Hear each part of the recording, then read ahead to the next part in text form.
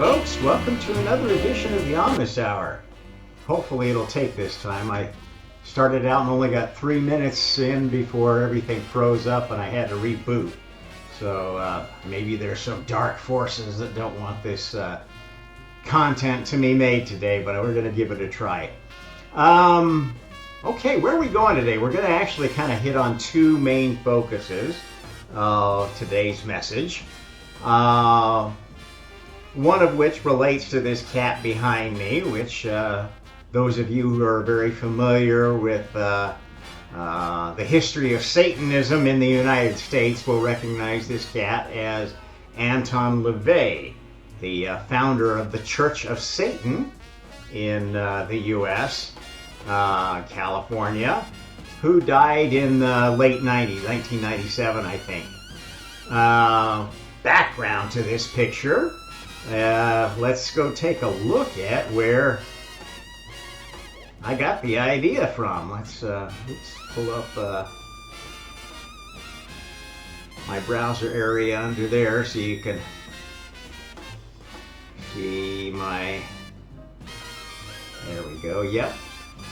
Okay. Oh, gee, I have to restore all the tabs even. Interesting. It must really have been unhappy with what I was doing.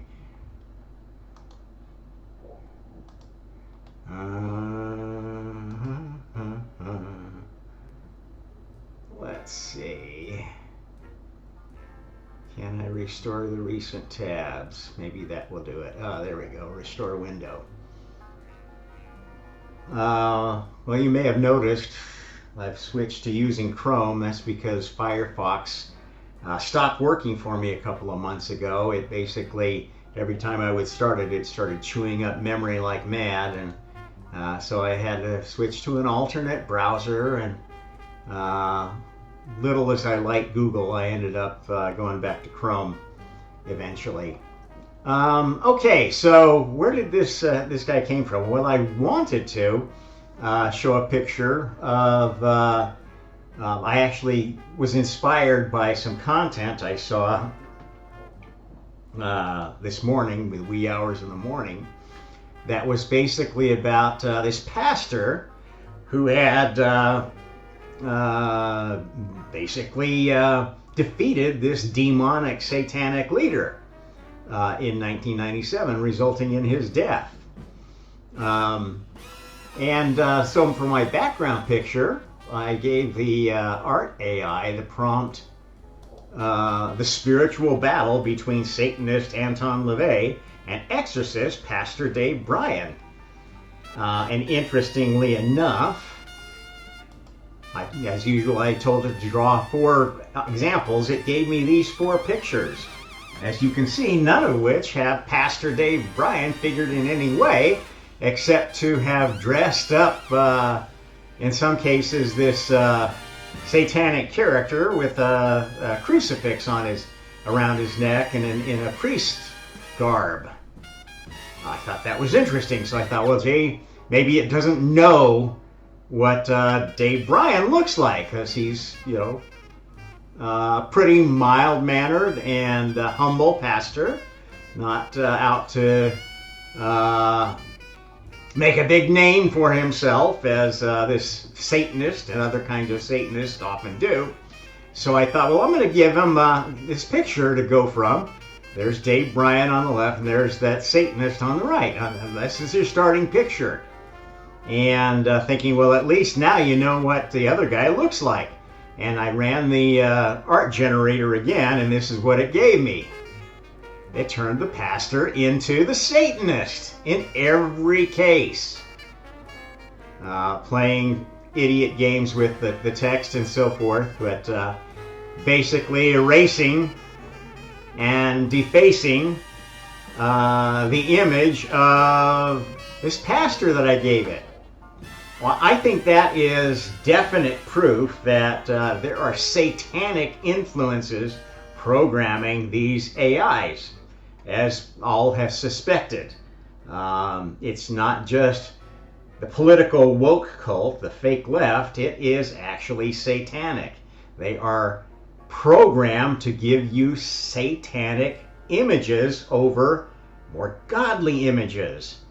And this is feeding into the cults of Satan, especially the cult of Lilith, who is becoming very popular with people who actually claim to be Christians. Oh, it's Adam's first wife. She must have been good. You just didn't understand that the Bible was written. Bullshit I hear from Lilithian Satanists, who sometimes refer to themselves as worshippers of Mary Magdalene or Mother Mary, but actually do worship this not really feminine demonic character. It's actually a hermaphrodite. Lilith had no sex. At any rate, I thought that was interesting. I'm going to show you the segment that I watched so you can find it yourself. Yeah, here we go. It's called The Story Behind the Mysterious Death of the Most Powerful Satanist in America. And I would highly recommend watching this. In fact, I'm going to subscribe to this new channel I found called Almost False because they gave me some content I hadn't seen before, and I found it very worthwhile. So thank you, whoever runs this channel. Let's see if we have a name to give you.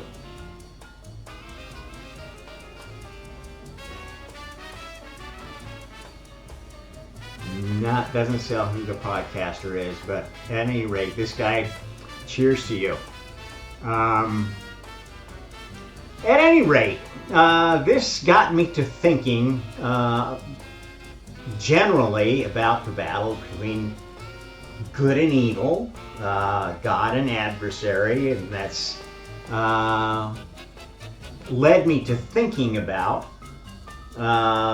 maybe hitting on. I've been writing a lot lately about the first two commandments and how they've led to a lot of confusion in religion over the last couple thousand years. So I want to delve into that, and I'm going to title this The History of the Sin of Hubris, from the Big Bang to today. Okay, and what does that have to do with this battle between the pastor and the other guy? Well, the thing that I really noticed about the pastor, before we leave that and delve into the primary topic, this pastor was led to this mission by a prophet who basically said, you know, they had maybe, I don't know if they'd ever met before or even knew much about each other, but he got a call one day. Somebody heard about his ministry and wanted to give him, felt inspired to give him a mission, if you will. Said, you know, read this book. And it was a book about basically Satanism and exorcism and demons. And at the time, the pastor wasn't really interested in going there. He had found a way to serve, you know, basically by trying to help people. This kind of, you know, I would say it was typical of mainstream Christianity back in my childhood era, say the 50s, 60s, 70s. Where churches wanted to just do good and didn't really want to get involved in the dark side of religion. And so he resisted for a while, and I'm not going to tell the whole story, but ultimately he was drawn to this mission. And I got to thinking about how that mission came about, and you know, whether there was coercion there. And there wasn't a lot of coercion, but, you know, basically the guy kept guilting him about not reading that book, and eventually started, you know, predicting that he was going to have trouble with the devil. And so, from my omnist point of view, I thought, you know what,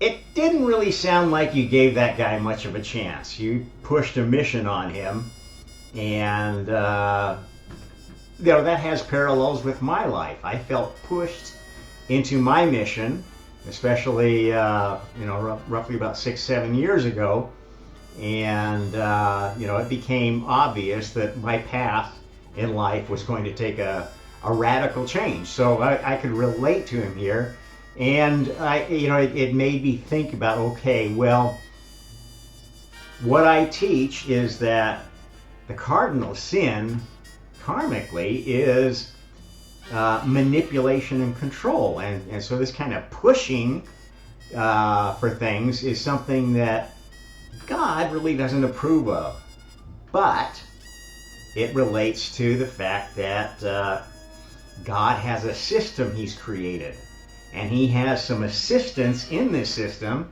that can be less saintly than God, at least the latest versions of God. Okay, so let's take a look at, again, what I'm talking about here in terms of the creation pattern. So let's just review the primary characters of the game of souls. And there are 5. God, of course, is the prime mover, the thinker of all thinkers, that created first a logical universe, a universe of pure thought, before anything had any form. Okay, this is something that anybody who thinks about the origin of everything has to come to grips with. There's just no other logical conclusion than that there must have been something before the Big Bang, some sort of a planning session or something.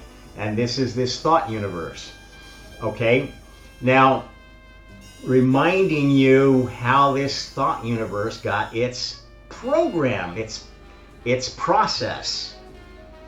Okay? Came from 4 characters that God created. First as programs, then maybe giving them some flexibility, more like an AI, where they can make their own decisions in certain circumstances when there's not a pat answer from their programming. And these other characters, basically, the first one that developed would have been, God thinking, well, okay, I'm me. What is all this other consciousness I see around me? Can I program one of them to be like me? And that was God's first brainchild, that we like to refer to as Lucifer. Or even Cronus, because Lucifer basically grew out of the element of time, testing ideas for originality and ordering the ideas in some kind of a pattern. Lucifer is the organizer, the order character, who tests ideas, puts them in the right order. The first judging kind of character was the earliest version of karma. This is not to be thought of as the traditional idea of, oh, karma means you were bad. This is kind of a really low consciousness idea of what karma is. Karma is essentially a judge, a measurement unit. Okay? So if you have an idea man and a tester, you've got to have a judge to say, okay, well, if the tester says this is good, this is true, and God says this is true, karma's like the referee. Says, no, you're both wrong, or neither of you quite have it, go back to the drawing board, or will award the idea to one or the other character. and it becomes that idea that they had. Their version of an idea becomes the master version.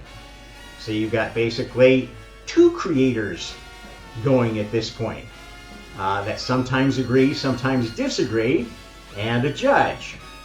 Now, logically, after you have that system, you need another character that, okay, if you've got ideas that we tried, we don't want to discard them because they might be useful later. We just haven't figured out how to work that idea into the system of thought that we've developed. The theorems, the geometry, the mathematics that we've proven. So those ideas go into this bucket of the board. It's also where you might collect ideas that were variations of the same idea. So that, for instance, if you think in mathematics, many theorems in mathematics can be proven multiple ways. Each one of those ways of proving a theorem would be kind of a duplicate. Not really an original idea, an original approach to solving the same problem. And this is kind of how the nature of this board developed. It is a collection, it's a library of ideas that are developed enough that you don't need to work on them anymore. They kind of become a source library of reusable ideas, and from a role-playing game standpoint, that's what we call a non-player character. A stock character we can pull out of the library and place somewhere in our virtual reality and have it work pretty much like the original version that we stored here. Okay, so that gives us a pretty good creation machine. However, and if you know anything about how testing works, there's basically two kinds of testing. There is inside testing that kind of knows what you're trying to do and is mostly focused on, well, does it really work like it's supposed to? And there's another kind of testing that's more of the outside. They call it black box testing. And it can be even destructive testing. Saying, well, what would happen if we did this stupid thing? Would something fall apart? And this is where this last character comes in, the Lilith. And this feeds into the discussion of that exorcism, because basically the pastor was acting in a Luciferian capacity. He got to a point where he was like, I'm going to save this woman that decided she wants to be my daughter instead of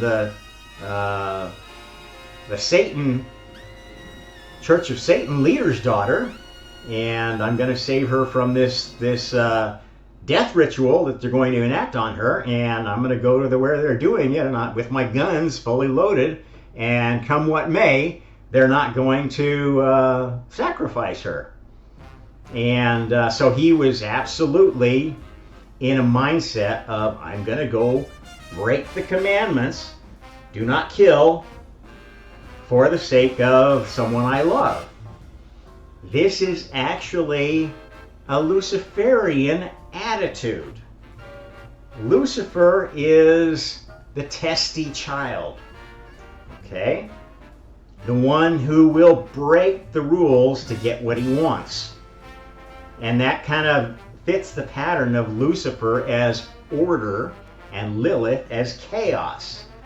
And the real adversary is chaos, because it isn't acting out of love, it's acting out of hate, ultimately.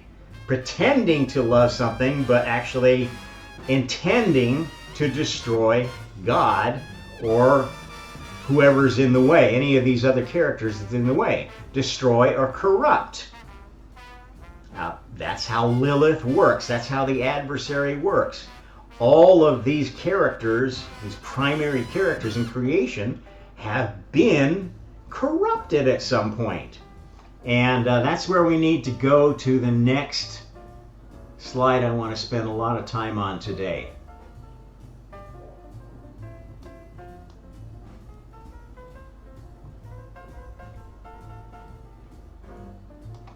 Here we go. Okay, so this pattern has been repeating in many versions. It repeated until it was able to sort out basically all of the thoughts that you could come up with and prove or disprove in a pure thought space. Okay, you would eventually get to a place where nothing more that you created could you say it's good or bad without some other way to experiment on it, some sort of a test tube. And that's how physical creation began. Now these characters, primary characters, participated in that physical creation. The first thing you need to have is an idea that you're going to have a multiverse, more than one universe. Well, actually before that, you need to know what a universe is. So maybe this is a little bit backward, but the universe thought was before the creation of any universe.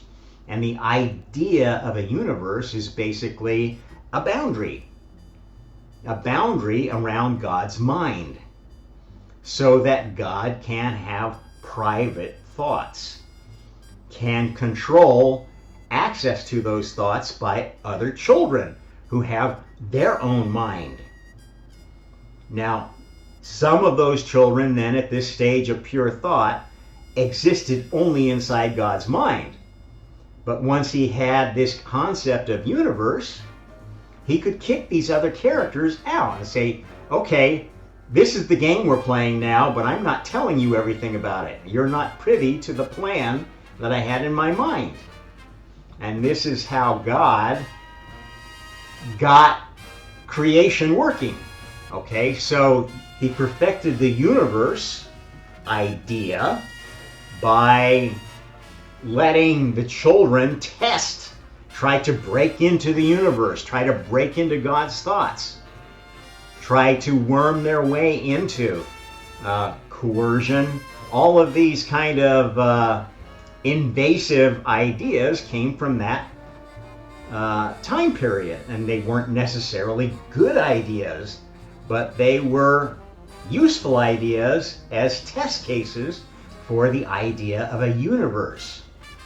Once God had developed the idea of the universe well enough to protect his mind, to protect his experiments from his family, then he was ready to go, okay, now we're going to do this new game called the Multiverse. And how we're going to do that is, here's a pattern for a universe. I'm going to take two of the primary characters and make them basically represent two different ideas of what a universe could be all about. Lucifer was the Lord, the ruler of the universe we occupy. Half of the Big Bang, it was a do-overs. The other part of the Big Bang era was the anti-universe, which was lorded over by Lilith, the destructive one, the one who doesn't pay attention to any of the rules, who actually will try to break the rules, will try to destroy the whole game. To stress it, this is something that you actually want to do before you release a product to the world. Destructive testing is an important piece of especially hardware testing, which you want to make sure that, if your hardware gets hit by a cosmic ray, gets blasted by an EMP, that it has a certain amount of resistance to that, that it can't be hacked, that it can't be compromised. Okay? So destructive testing is very important. You couldn't make any creation without it. So Lilith does serve a purpose. And that purpose then basically created this pattern of concentric experiments. Okay, the outermost experiment represents the layer, the multiverse idea that God had in his own mind. The universe layer is this idea of order and chaos as opposing ideas of how to let souls live. And if you think about it, if you live in a perfectly ordered universe where everything was done just by clockwork, everything happened according to a train schedule, that would be kind of a boring place to live. It would be like, well, I don't have any control over myself. I don't have any free will. Okay? And so the order universe isn't necessarily perfect, contrary to what many scientists believe, that they would like to believe we don't have any free will. Everything is just interactions between atoms and molecules and this and that, and it's all completely well defined. Well, of course, that's bullshit, which anybody who knows anything about the science of chaos, the science of quantum effects, they're not predictable. They are probabilistic to some extent, but other systems, like if you try to model molecules moving in a gas, you can come close to describing the behavior of a gas, but or maybe the behavior of a mixture of gases. But when you actually observe it in practice, you can't exactly predict what's going to happen. And that's why the patterns of the stars, they seem to have a certain structure to them, a certain order, and repeating ideas, repeating patterns, but you can't just say that's all that happens. There are other things. You'll find for every case of, well, this must be the way that stars work, you'll find a counter case of, a corner case that, well, except when there's another star of a certain size in this vicinity, then they form a binary pair and they behave differently, etc., etc. Okay, so you need order and chaos for creation. Now, a lot of the ideas of early religion recognize this, and they said, well, okay, we're going to call order good and chaos bad. And a lot of the simplistic, dualistic religions work like that. And that fit pretty well with a very authoritarian society. And Luciferian societies tend to be very authoritarian. The law is more important than the individual. And this is a constant battle in government, as you know. Chaotic societies say, generally, the individual is more important. It's more of a libertarian idea that says, well, get out of my way, government. I'll do whatever I want to. And so Lilithianism is very similar to libertarianism. And Luciferianism is actually pretty similar to authoritarianism, which manifests as spiritual communism, really. Okay, everybody's got to follow the laws. The good of the whole is more important than the good of the individual. This is the order picture. And so this is what makes some religions, especially Eastern philosophical religions, very dangerous, because they've lost the sense of Trinity that comes from realizing, well, no, there's actually a third universe, God's mind, that was watching this experiment and balancing order and chaos, putting new ideas in the system and letting them bounce it between them, testing either in a a desire to make the law more perfect, or in the desire to destroy the new law, the new idea. Okay, this is how creation really works. The Hindus sort of kept the idea of God in this, amorphous Brahma character that, was like the source of everything. But their idea of Brahma was basically deifying the non-player character system, the board. Okay? That's the source of ideas that have already been proven. If you build a society upon ideas that already work, it's going to be a very stagnant society.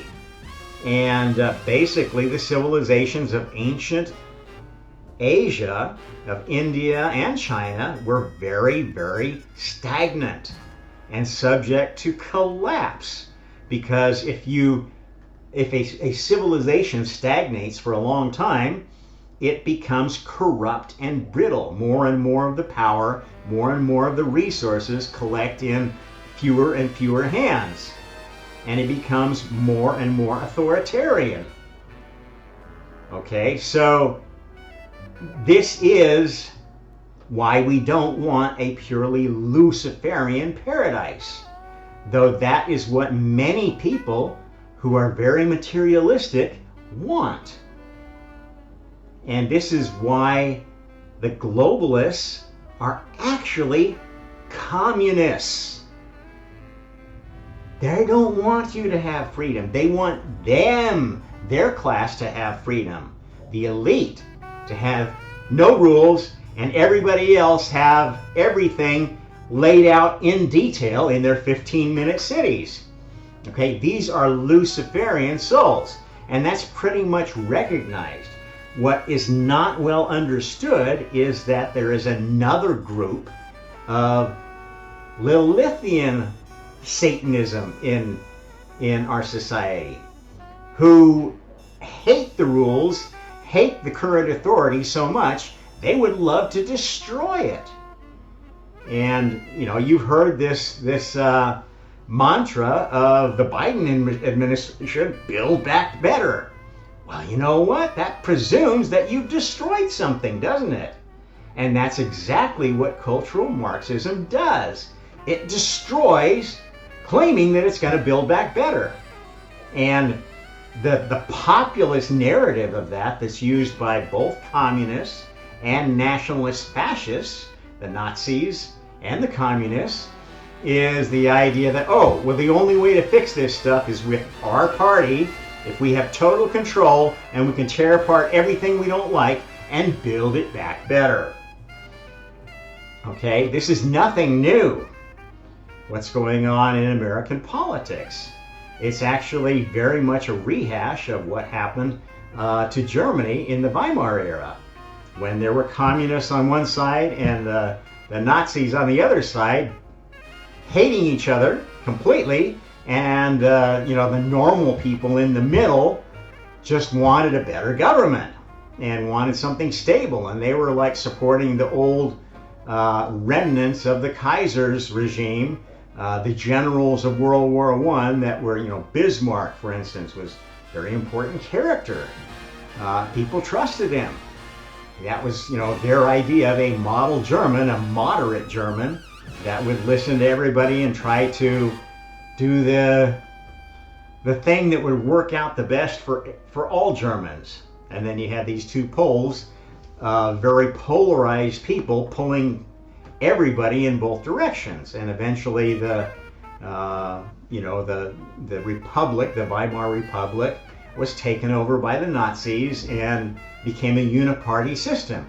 It could have just as easily turned out that it got taken over by a strong communist leader and become another part of the communist bloc, like Russia.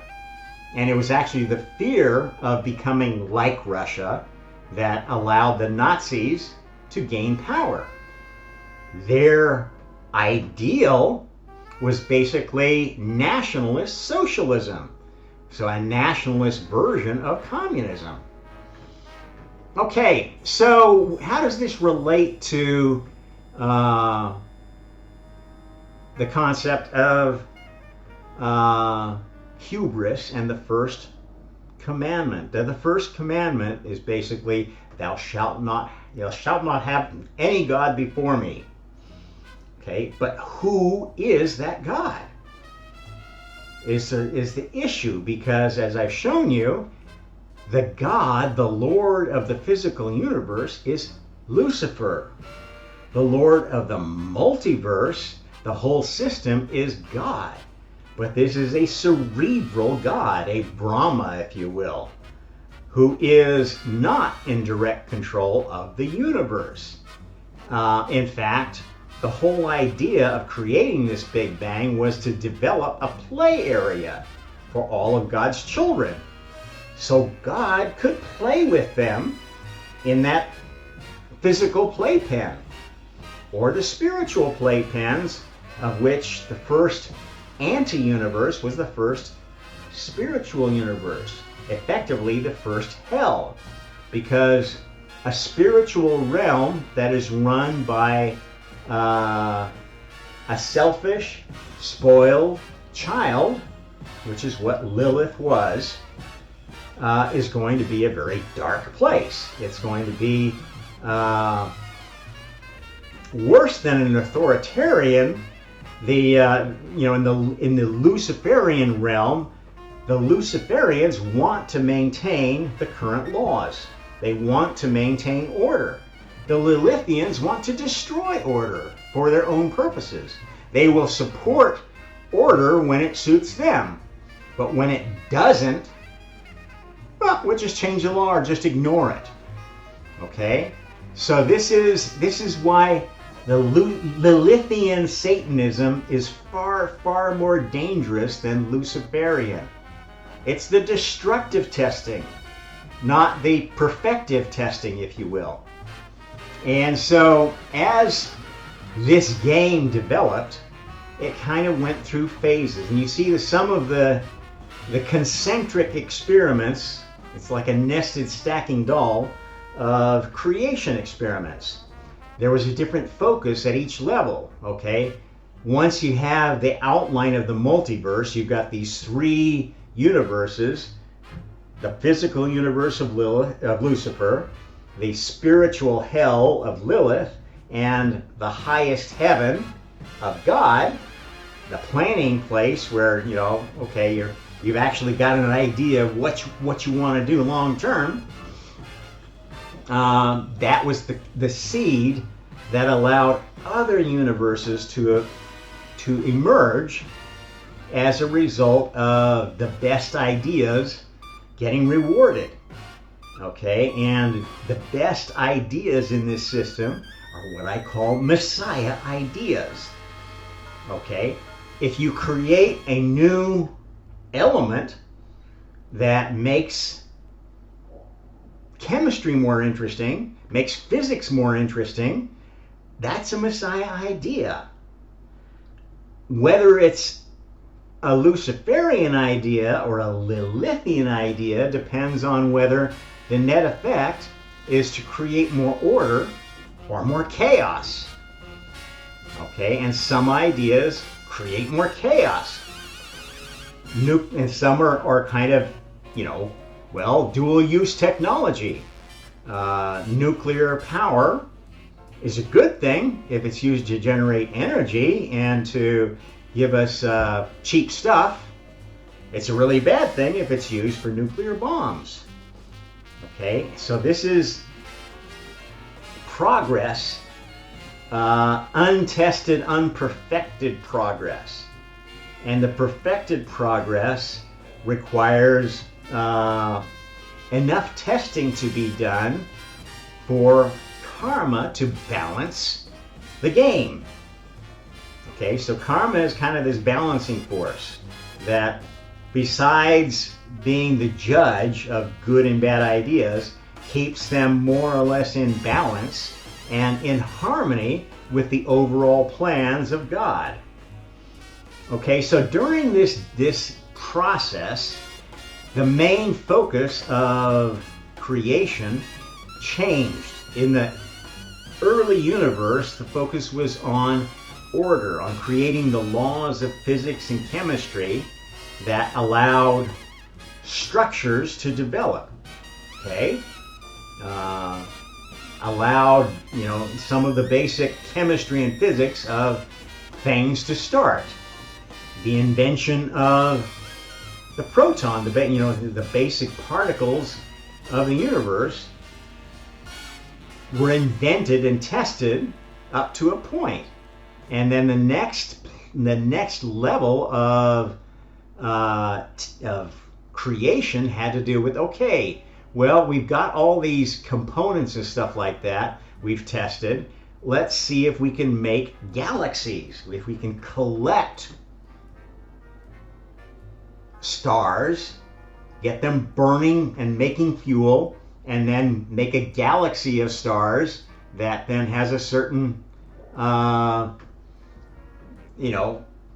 way of eventually these first stage stars becoming second stage stars and burning heavier elements, creating heavier elements, or interacting with each other in ways that maybe create other elements that aren't normally part of the fusion cycle that we know creates stars. Okay, this galaxy era was an era of balancing, of, okay, we've got all this order, we've got all these laws, let's balance them and make it more fun to play this game. The galaxy era of playing the game of creation you can think of as Luciferian gods and Lilithian gods and other gods that just wanted to do their own thing and be left alone, more of the godly pattern, competing with each other and making their creations. The Luciferians would want to make a really ordered galaxy that was going to last forever and be impervious to invasions from other gods. The Lilithians, of course, wanted to destroy, so they ended up being pitted against each other.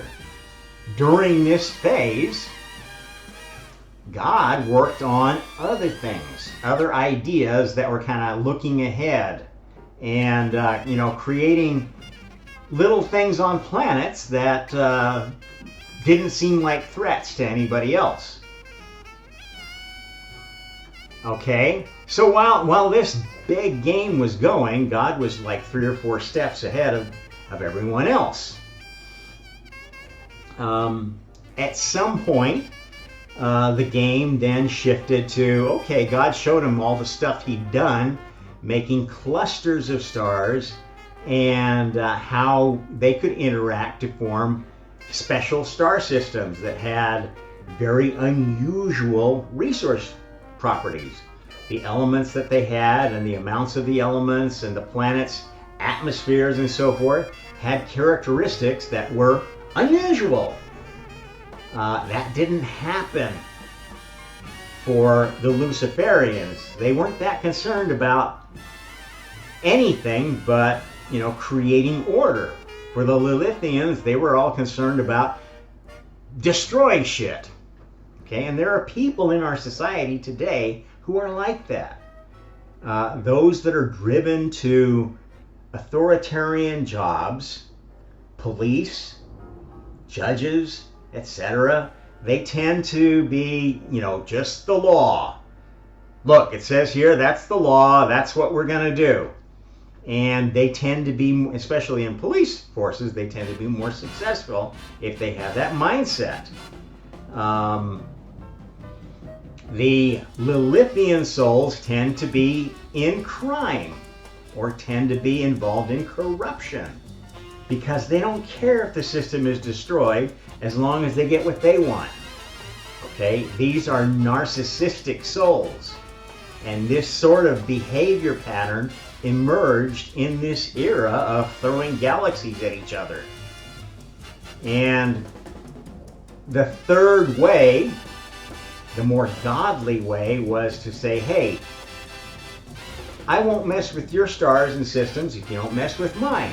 In fact, if you guys want to play violent games at the center of the galaxy, go ahead, knock yourself out.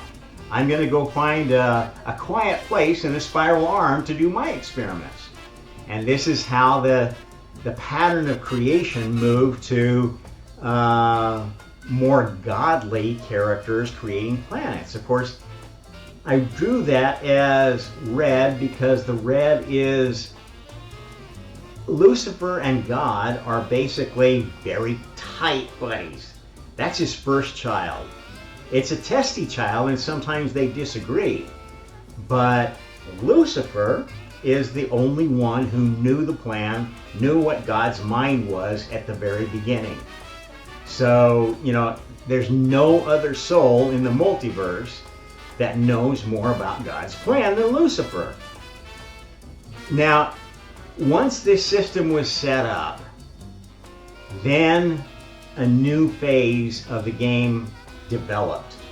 Rather than building planets and star systems and so forth, and elemental agents, which elementals were basically AIs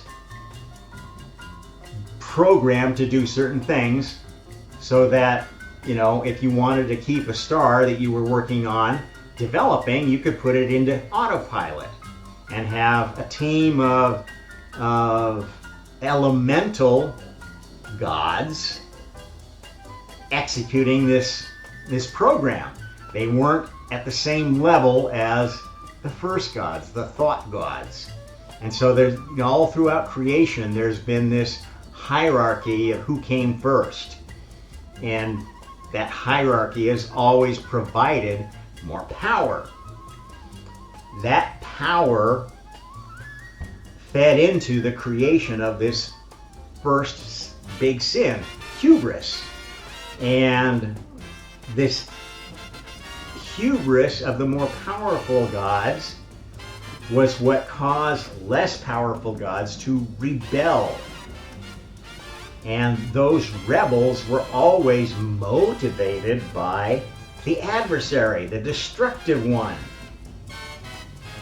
Okay, and this is the reason why the worst thing about the Hindu family of religions is that they consider Shiva, Kali, destroyer gods and goddesses. The Asuras, who attack the Devas, they consider those, oh, they're just doing their thing. They don't consider them good or evil. They worship them, in fact. There's a large fraction of the Hindu world has a Shivist outlook. It's really, in many ways, quite similar to the division in Islam between Shia and Sunni. Although that division is based upon dynastic lines, the Shiva Kali versus Vishnu Rama faction are really quite similar. And you know, they've kind of reached an uneasy truce where there's leaders from both factions who are at the top of the Brahmin caste in different provinces in India. This is something I've been discussing on X in my posts when people are starting to look at, oh, okay, where is this Kamala Harris at in religious terms? And most people don't understand that the background, when you look at her family, is on the eastern side, on the Indian side, Shivist. The province that her family came from and her family are elite in, they're part of the Brahmin caste in that province, is a strongly Shivic province. On her father's side, her lineage goes back to Jamaica, which was a stronghold of slaves who brought their demonic voodoo magic culture with them. and integrated it into their version of Christianity.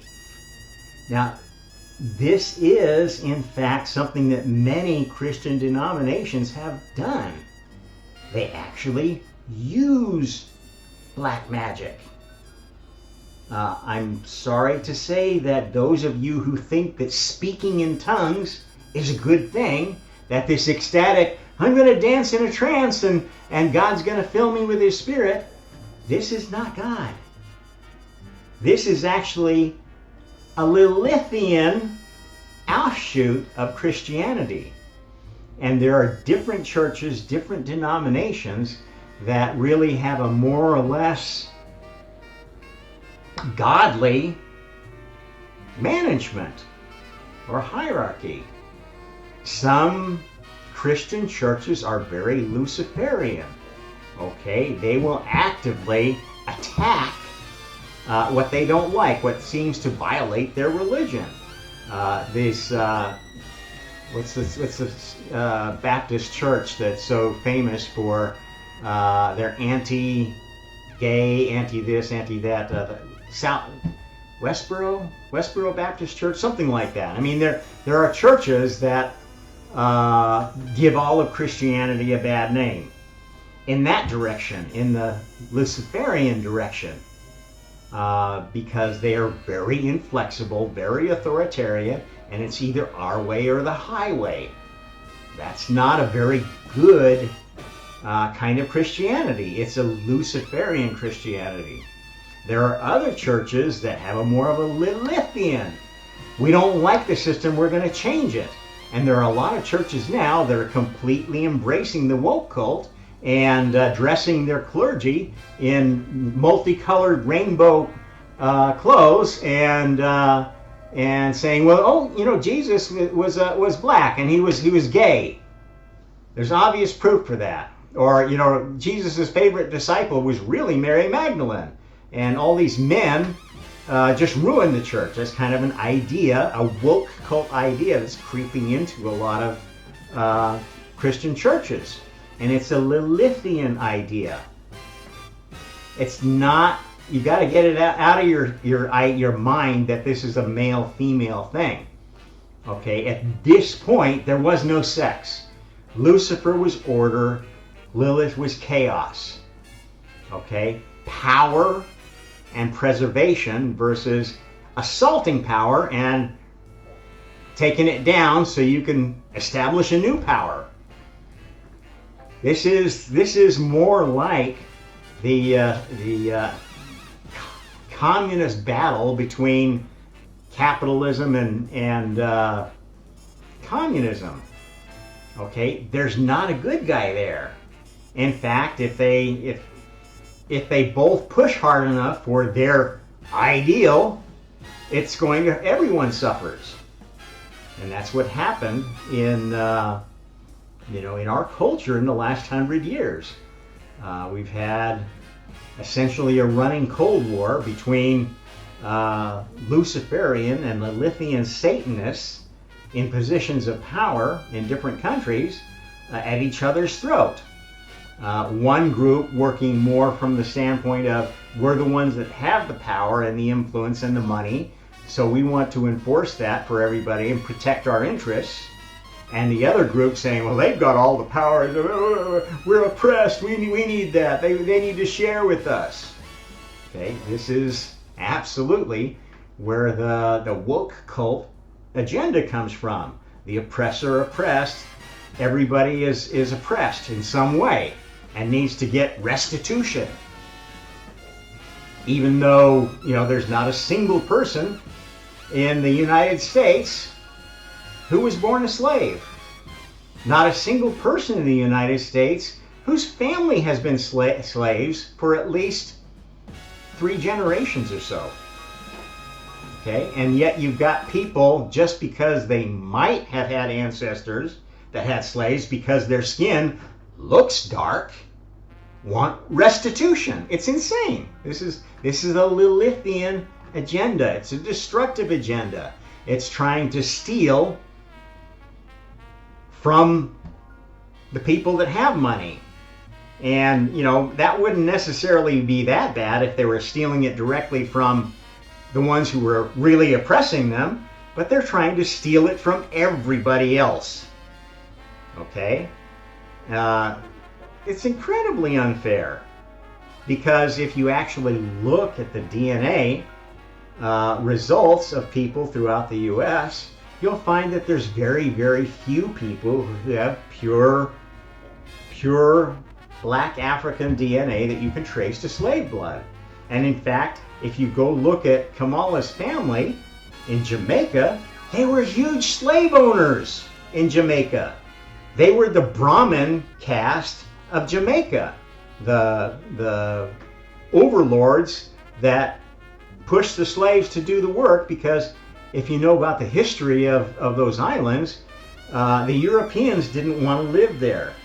So the landowners in places like Bermuda, Jamaica, Trinidad, etc., they would contract out their management of their slaves, usually to other slaves, because they figured, well, they will behave better if they're overseen by their own people.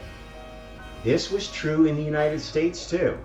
Most of the overlords, most of the ones who beat slaves, who punished them, who abused them, were actually other black people. And the ones that interacted with the actual slave owners tended to be only the ones who were the household slaves. And in fact, if you watch the movie Gone with the Wind, it is a very accurate depiction of slavery. And people would say, no, that's just Hollywood bullshit, blah, blah, blah, blah, blah, colonial propaganda. No, it was that way. For the most part, of course, there were bad masters, and those bad masters were white and black, and every other race. In fact, if you look at where those slaves came from, the vast majority of enslavement of Africans was done by other Africans, followed closely by Muslims, who were plying the waters of the Mediterranean around the African Horn and picking up slaves and selling them to Europeans, actually delivering them even. This is the truth. It was not a white versus black thing. Okay, just like none of the problems between the sexes is a woman versus man thing. It's a power game. It is a political game. It is a spiritual game trying to destroy our whole damn species. A Lilithian psyop. That's what's driving all of the darkest stuff. Yes, there are Luciferian agendas. There are, I would call the leadership of Israel Luciferian. They're very adamant about defending their country, and will do whatever it takes. They'll kill as many people as it takes to protect Israel. That's not somebody who is following the Ten Commandments. It's somebody who worships the Luciferian, worships the God of this universe, the God of materialism. And that God, these lesser gods, tend to be more selfish and exclusive and jealous. In the Bible, when it says, I am a jealous God, that's not God. I'm sorry, that's not the way God rolls. That is a version of Lucifer. And the reason there are so many versions of Lucifer running around is once Lucifer got through being the god of this whole universe, he wanted to play the game too. So he kind of did the same thing God did. Okay, leave your main consciousness as the Lord of this universe and have an avatar that goes and plays other roles. And this is how new versions of gods, and the other, both the big G god and little g gods, are developed. And these other versions will operate as avatars in this other space until their experiment is completed.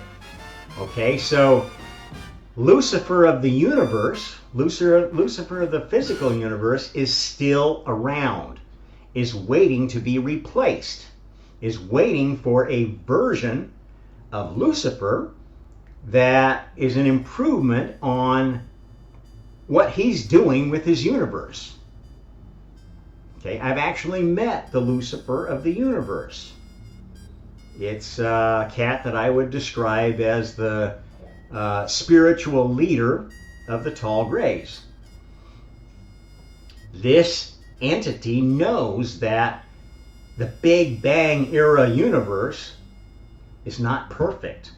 In fact, has a very limited extent, a limited age, and is all for making that universe bigger and eventually getting to the point where it's able to produce a better version of the Tall Gray king of this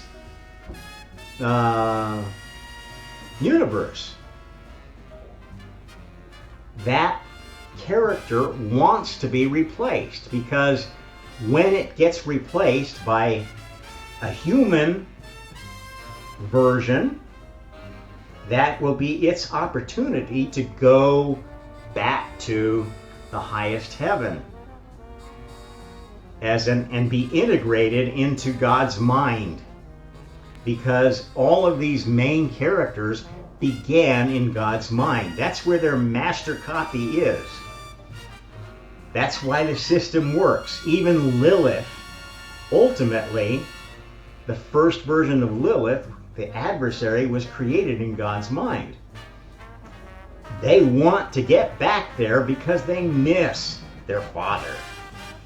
Even if they hate their father, they want to be back when their father is better, gets to be a better version of God. And that's what this game is all about. At this point, we've got this species. I kind of skipped around here, but you can see that the concentric experiments go to selecting planets, species, races, people, messianic bloodlines, and Messiah candidates. And this game will go in and out and moving around until it finds the final chosen species, finds the final chosen people, creates the final messianic bloodline, and the final messianic candidate who becomes the fully awakened Messiah. This is the new version of God, who is going to be trained as a human in this magical time where humanity achieved its mission. What was humanity's mission? To develop a culture and a government and a language that was a better model for all creation. Now, the government of the U.S. was not perfect. There are things that may have been done better in other republics. There are certain arguments to be had that maybe a constitutional monarchy works better than a constitutional republic. And maybe that there would be some combination of, how the UK runs and how the US runs that would be an improvement, because there are big problems with both systems. Okay? The Messiah wasn't born to perfection, but was born to good enough, a model that could be duplicated and integrated with all of the other awakened versions of God. Okay, there have been other Messiah candidates, other great prophets. One of the best known is Noah. Now, this is an interesting aspect of the Noah story. People interpret that story as, okay, Noah is this leader, human leader, who is being instructed by God. No. Noah is an incarnation of God in the human form, not a fully awakened incarnation. He didn't understand everything about how things worked, and he still believed that Lucifer was God. That was Lucifer talking to him. The burning bush, burning things are characteristic of fire. And if your chief god is a fire thing, this means your god is a Luciferian. Because the Luciferian is the trailblazer. So when this system was created, God was planning it. Lucifer became the star. That's why we worship the sun. Ancient cultures worship the sun. And that's why they call it the Son and not the Father. This is Lucifer, or was an incarnation of Lucifer, the primordial fire elemental of the star's core that keeps the star burning. Okay? So the Luciferian species kind of go back to those fire elementals. And that's why fire is an important part of many occult rituals. And even for many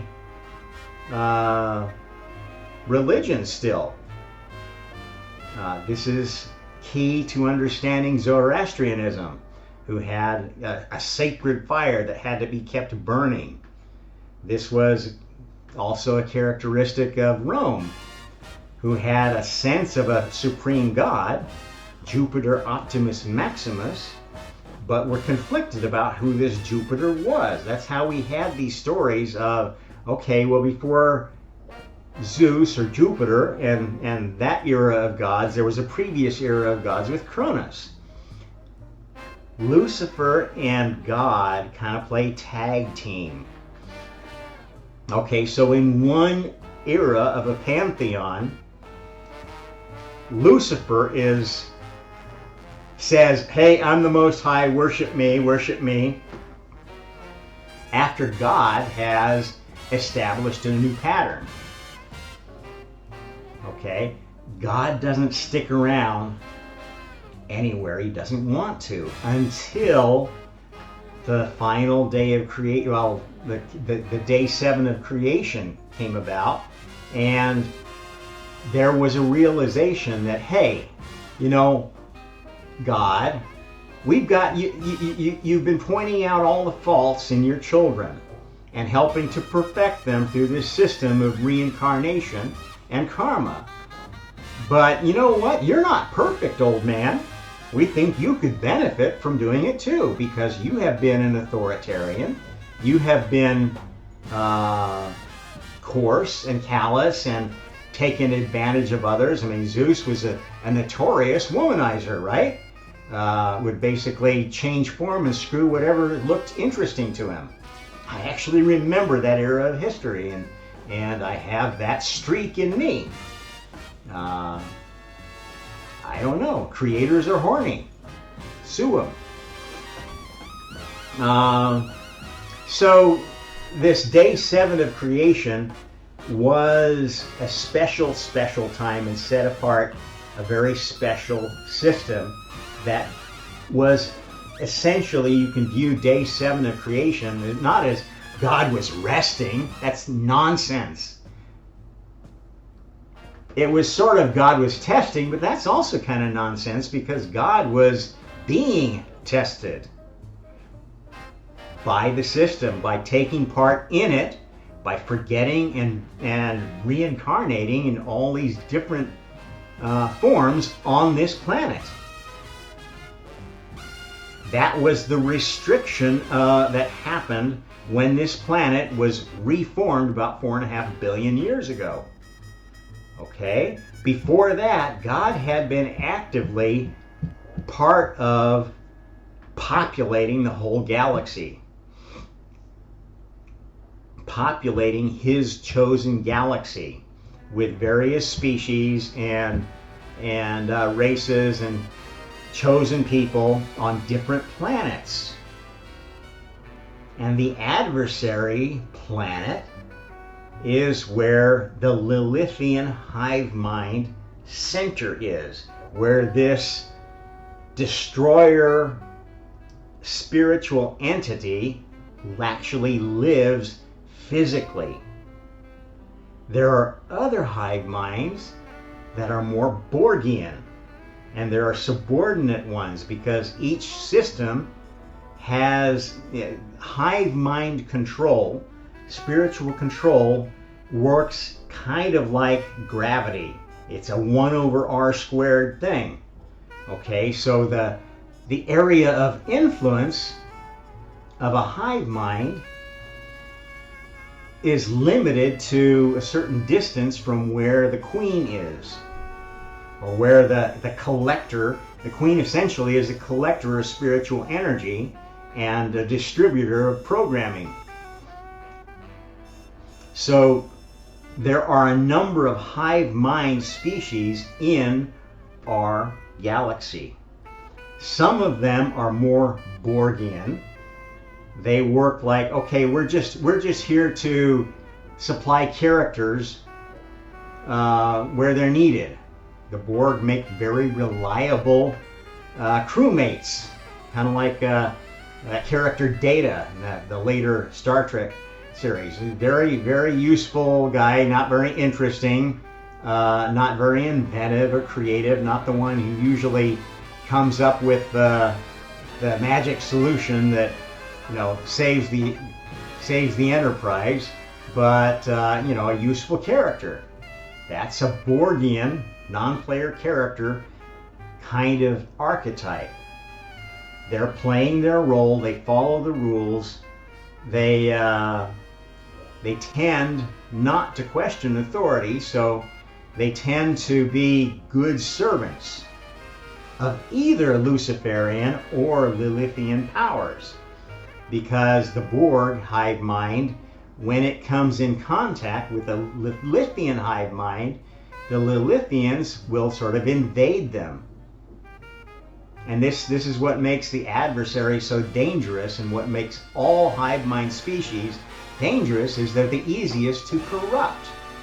And you see that in human civilization among the people that are consuming hive mind programming, which are young people in the West. They're being fed propaganda that tries to get them to all think the same.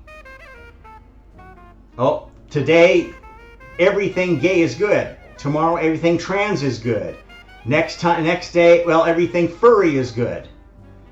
Pedophilia is good. We like to be abused. We need to be abused.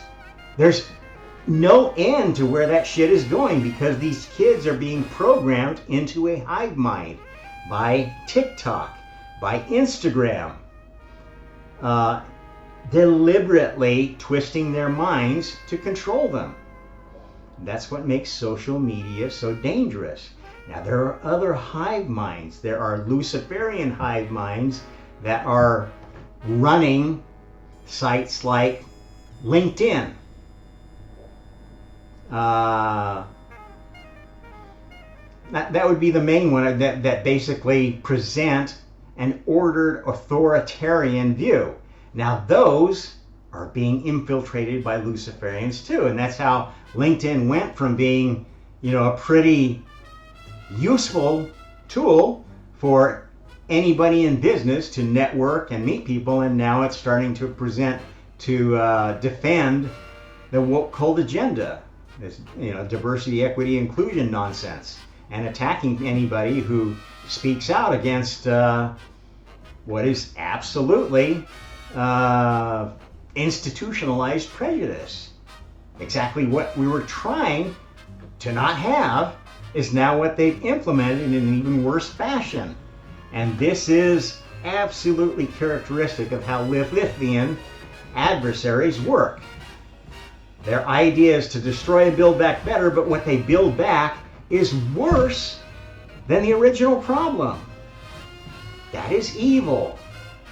That is evil incarnate. And it's much more evil than the Luciferian who is trying to defend the current system, who wants to make sure that we don't change something unless it needs changing. That's a better evil than the ones who say, wow, we just need to throw everything out and start over. Throw out the baby and the bathwater. And those of you who support abortion know what I'm talking about. You don't even want to consider the idea that a woman could be committing murder. It's just totally off the table for you. This is satanic. There are karmic consequences to ending a life, especially after the soul has occupied the vessel, which, as I've told you, happens somewhere between about the 3rd to the 6th month. Sometimes sooner, though, so you can't necessarily know. Because the selection of a soul to go with a vessel, a DNA vessel, depends on who likes the look of that vessel. It's very much, from a spiritual standpoint, a shopping experience. And different spiritual universes will have access to different vessels, depending on, okay, we've got a couple going to have a baby here who both have a very strong Baptist Christian background. Okay, that's going to factor into who gets first dibs at assigning a soul to that character. Other conditions might be less interesting, and definitely there are some babies conceived who are in a situation where I'm not jumping into that unless you have a particularly masochistic or sadistic soul that thinks it might make use of that bad start to achieve its dark goals or whatever. I don't know. What I am saying is that, it is a moral decision, whether you admit there's a God or not. And this is why I always speak out against atheism, because atheism starts from the standpoint there is no higher power. If you deny both God and the adversary, God doesn't care if you believe in him. But let me tell you, the adversary, if you don't believe evil exists, that's an invitation for evil to creep right into everything you do. And creeping evil is the problem with society today. And it comes from people not admitting that there's anything evil. It ties back to this story of this pastor who resisted for so long getting involved in working with people who had mental issues, demonic possession issues. And I can tell you, absolutely, all mental issues are spiritual. There is not a single mental condition that couldn't benefit from spiritual treatment, as well as maybe some, conventional treatments. But most of what happens in psychiatry, in psychology today, is not helpful because it doesn't have a spiritual component. It's just like treating people like they're made out of a cookie cutter. Well, if they display this, then you prescribe that drug. Bye-bye. That's not a good way to deal with human ills. If you don't have a spiritual component to your healing, you're not a healer. You're a pill pusher. You're a note taker. You're just following the rules. You're an NPC. And I have had few interactions with the mental health profession when I was going through my trial by fire, awakening to be able to share all the information that I'm sharing with you now. It was not easy. And I spent several well, let's see, how many times was I in the mental hospital? 1, 2, 3, 4 times. I think only really 3 were fairly necessary. The 4th time, my wife now, I think, overreacted. I wasn't really having anything going on, but was just in a very expansive frame of mind where I was doing a lot of podcasting and things like that, and writing. That looks weird to people when you're inspired to spend 6 days, almost day and night, writing a book and trying to do as little as possible outside of that, even though you're taking care of a 5-year-old. That probably looks kind of weird. But that was what landed me in the mental hospital the first time. It was the writing of my first book. I was inspired to write it, and I just had to get that done. And I was taking care of my daughter, Eloise, and my wife at that time was on the road in her job. She was doing consulting, so she traveled a lot.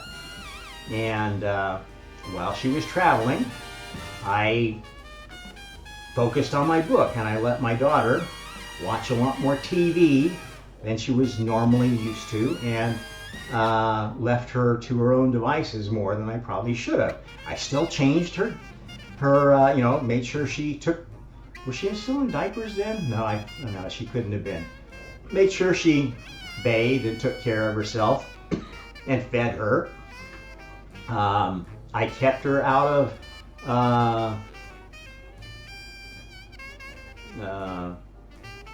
what was it, preschool at the time. Was that preschool? Yeah, that was the year before she went to first grade. So maybe she was 4 at the time.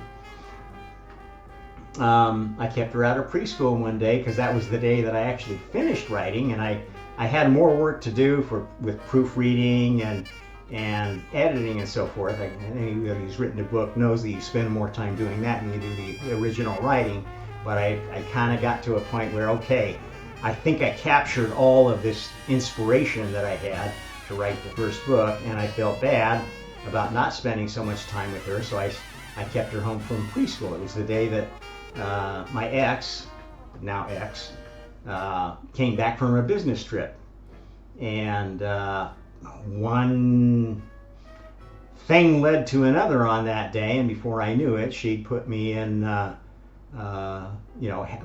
locked me out of the house just because I honestly told her why I kept Eloise out of school that day, and was playing with her, and I happened to have had, as occasionally happens, maybe too much coffee or something. Anyway, we were playing on the couch and having fun and laughing, and I accidentally had some diarrhea on the couch, her wonderful favorite couch. And I cleaned it up, but I told her about it, and I told her about the book, because I'm just a naturally very honest person.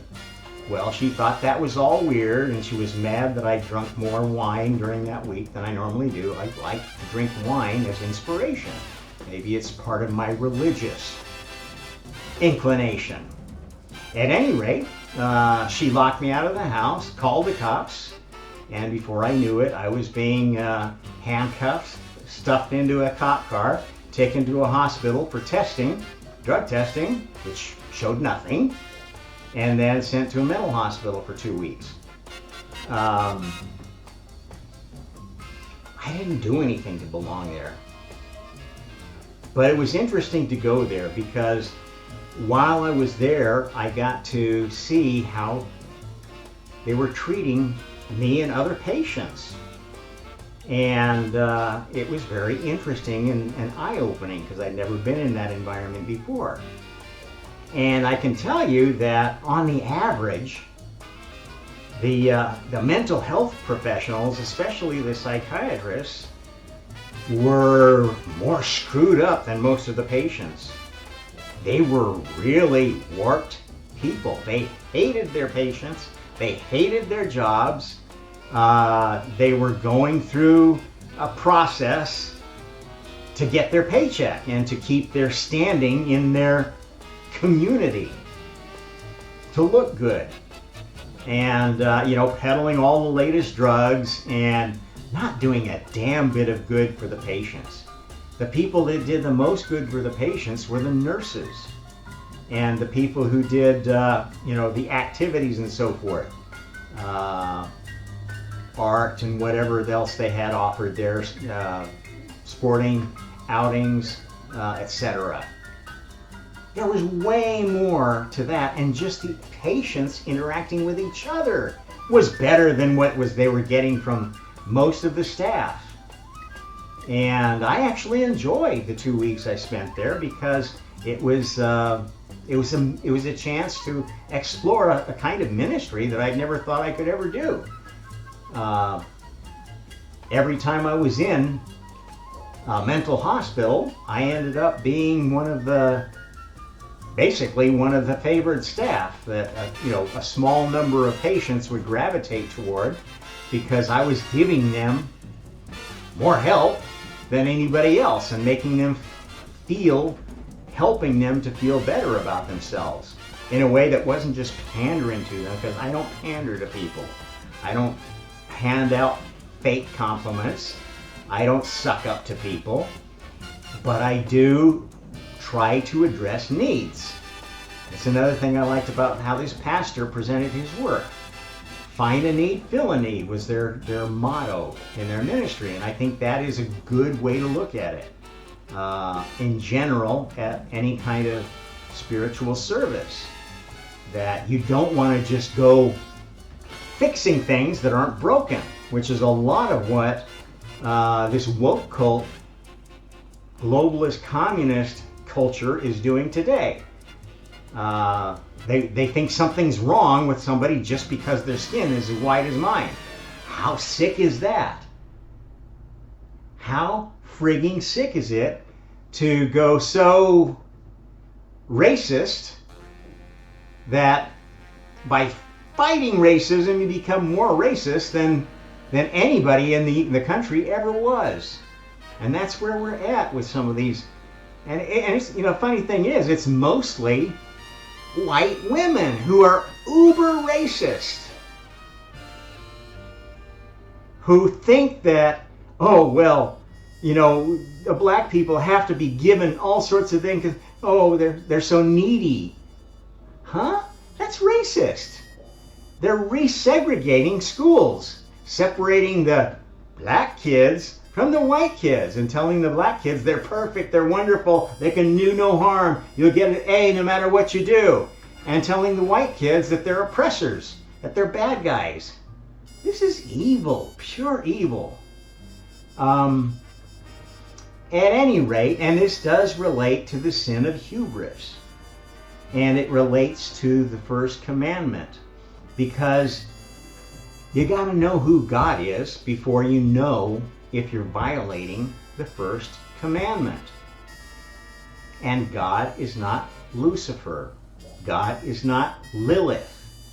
God is not Borg. If your top ideal is anything else, you are violating that commandment. And when you do that, that's basically opens the door to treating every other commandment as just, that's a nice idea, but it doesn't apply to me. Okay? If you make Lucifer your God, the God of this universe, you make what's happening physically more important than what's happening spiritually. And you're the one who will have a vendetta because somebody killed somebody in your family. You'll never forgive that because physical things matter most to you. You can't accept or internalize that they might be in a better place now, that it may have served a higher purpose for them to die. This is a Luciferian viewpoint. And many, many, many people of almost all religions are basically approaching religion from a Luciferian standpoint. They don't really believe in heaven. They don't really believe in hell. They believe in power and influence and money. And those are not God. The Lilithian ones, they believe in artificial things like justice. They'll put that right up there. Or love. Love is the perfect ideal. This is insane. Okay, love is a many splendored thing, but it's also a very dark thing. Okay, smothering love is really bad for children. The kind of love that many parents, especially religious parents, will try to isolate their kids from everything.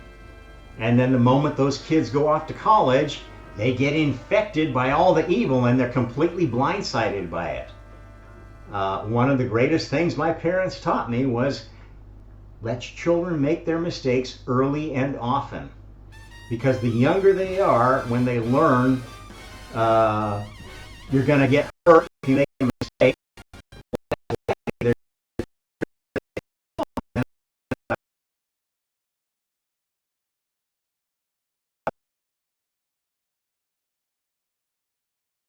You can't find 1 in 10 parents these days that hasn't been totally brainwashed by this progressive parenting nonsense that says, oh, you got to be nice to your kids. You got to give them whatever they want. You got to tell them they can do anything. They can be anything. You got to forgive everything they do wrong and just, and give them a little timeout or a slap on the wrist. And I'm sorry, that may work for some children, but it's not going to work for an alpha child.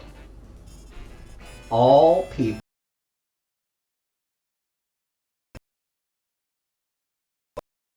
Important part of being an individual soul. Childish narcissism needs to be reined in and taught to be responsible. If it's not, it creates Lilithian adults. Adults who are so self-consumed and narcissistic that they think their perspective is the only one that is valid. How many people have you met like that in the world today? I mean, it describes the vast majority of humans these days. They see things their way, and if you ask to see another way, they say, "Oh, you're forcing something on me." I can't accept that. I can't accept my wife's call right now, so sorry, dear.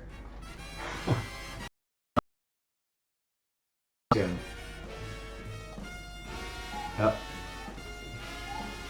Hang on. I'm gonna pause for a